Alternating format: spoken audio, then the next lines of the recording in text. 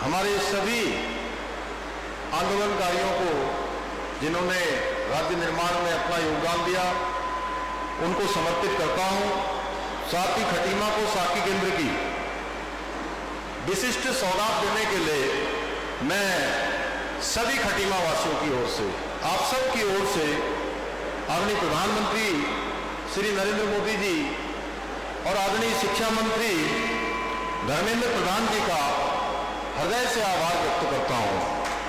मैं IIT कानपुर के निदेशक श्री मनिंदर अग्रवाल जी सहित उनकी पूरी टीम को भी हार्दिक धन्यवाद देता हूं, जिन्होंने इस महत्वाकांक्षी परियोजना को मूर्त रूप देने में अपना बहुमूल्य योगदान दिया। भाइयों बहनों, किसी भी देश का सामाजिक और आर्थिक विकास उसकी शिक्षा की गुणवत्ता पर निर्भर करता है। इसी उद्देश्य से आदरणीय प्रधानमंत्री श्री नरेंद्र मोदी जी ने वर्ष 2020 में नई शिक्षा नीति के माध्यम से देश की शिक्षा व्यवस्था में व्यापक सुधार लाने की दिशा में ऐतिहासिक कदम उठाया।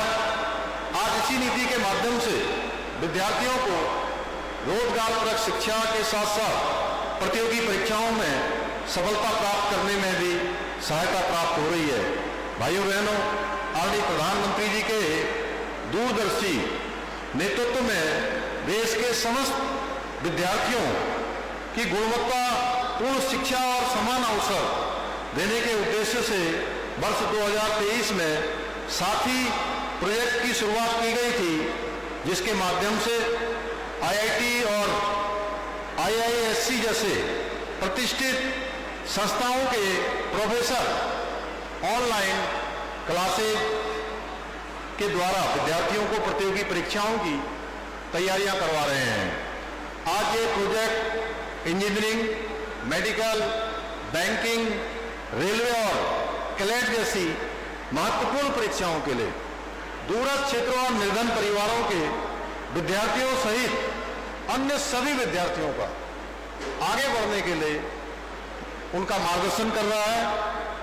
हम सभी के लिए अत्यंत प्रसन्नता का विषय है कि उत्तराखंड राज्य का पहला साथी केंद्र हमारी विधानसभा नंबर 1 खटीमा में प्रारंभ हो रहा है।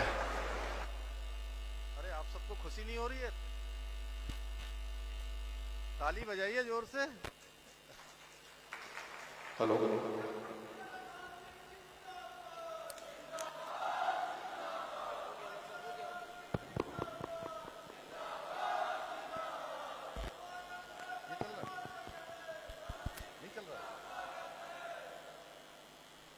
भाइयों बहनों, मैं कह रहा था, शायद मेरी बात अभी नहीं सुन पाया आपको। मैंने कहा कि ये हम सब लोगों के लिए, वहाँ हमारी बेटियां, वो बहनें बहुत हंस रही हैं। मुझे लग रहा है उन्होंने आधी बात सुनी और आधी नहीं सुनी। मैंने कहा कि हम सभी के लिए अत्यंत प्रसन्नता का विषय है कि उत्तराखंड राज्य का पहला साथी केंद्र हमारी विधानसभा नंबर 1 खटीमा में था। मुझे बताया गया कि इस केंद्र में 80 छात्रों को ऑफलाइन और मेंटरिंग की सुविधा उपलब्ध कराई जाएगी। इस सुविधा का सीधा लाभ खटीमा और आसपास के ग्रामीण अंचलों के सभी हमारे प्रतिभाशाली छात्र छात्राओं को मिलेगा।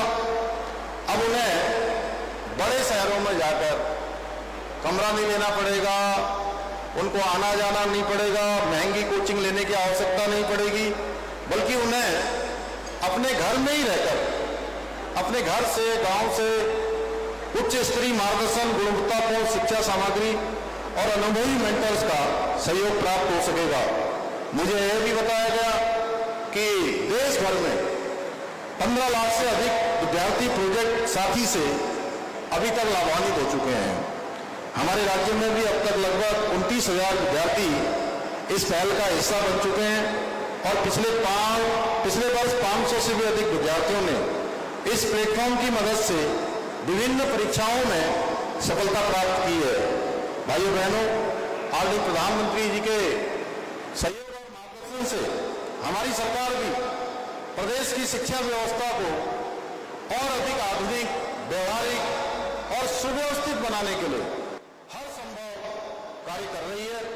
जहां एक और नई शिक्षा नीति द्वारा प्रदेश के विद्यालयों और शोध संस्थानों में आर्टिफिशियल इंटेलिजेंस, मशीन लर्निंग और बिग डाटा जैसे कोर्सेज को संचालित करने की पहल की जा रही है।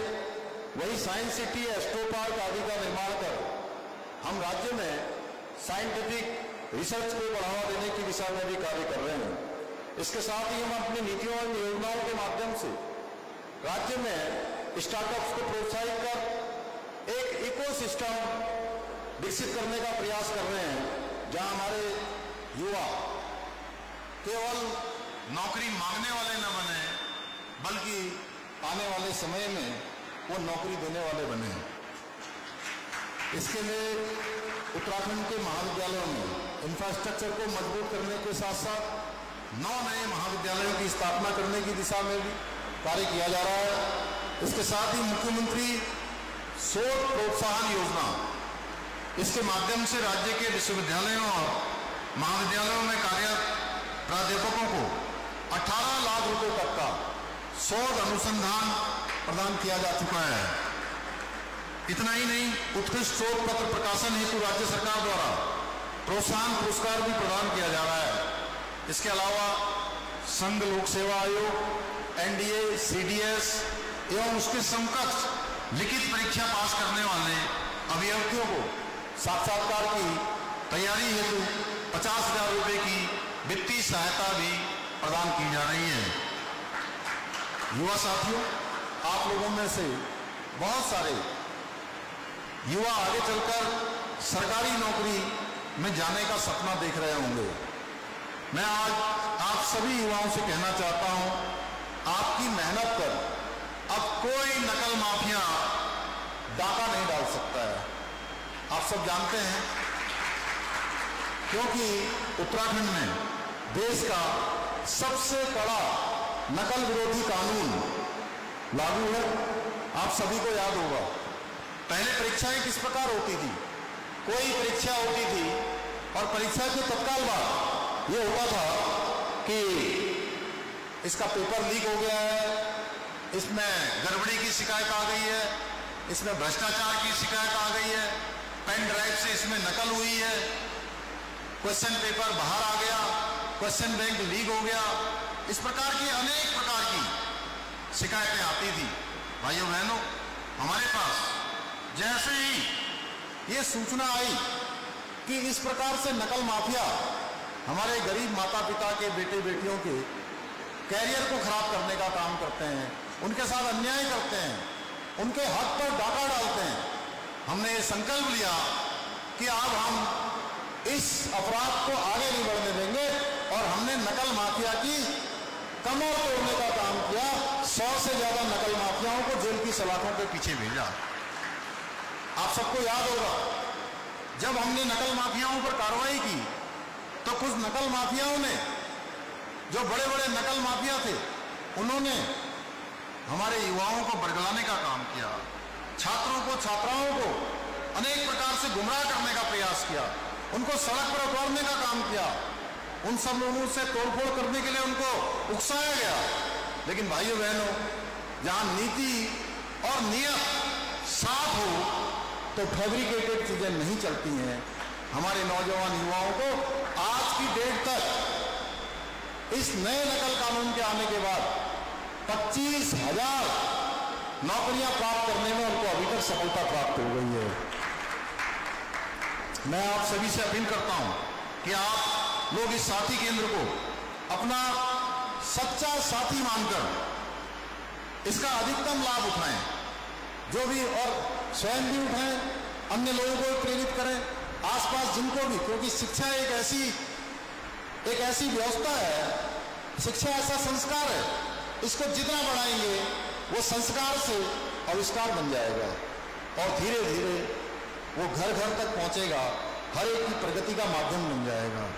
और मुझे पूरा विश्वास है, इस साथी केंद्र के माध्यम से आप सभी न केवल अपना भविष्य उज्जवल बना सकेंगे, बल्कि उत्तराखंड को देश का अग्रणी राज्य बनाने के हमारे विकल्प रहित संकल्प को पूरा करने में भी अपना महत्वपूर्ण योगदान देंगे, क्योंकि मुझे बहुत अच्छा होता धंधा।